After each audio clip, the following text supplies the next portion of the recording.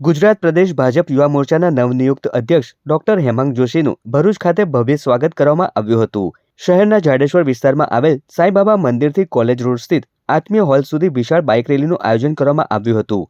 આ બાઇક રેલીમાં ભરૂચના ધારાસભ્ય રમેશ મિસ્ત્રી, જિલ્લા ભાજપ પ્રમુખ પ્રકાશ મોદી, યુવા ભાજપ પ્રમુખ ઋષભ પટેલ, કારોબારી સભ્ય મારુતિસિંહ અટોદરિયા સહિત અનેક આગેવાનો અને યુવા કાર્યકરો જોડાયા હતા।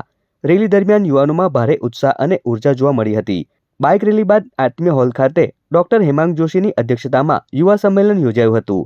સંમેલનમાં વડાપ્રધાન નરેન્દ્ર મોદીના વિકસિત ભારત અભિયાનને આગળ ધપાવવા માટે વધુને વધુ યુવાનોને જોડાવા માટે આહવાન કરવામાં આવ્યું હતું।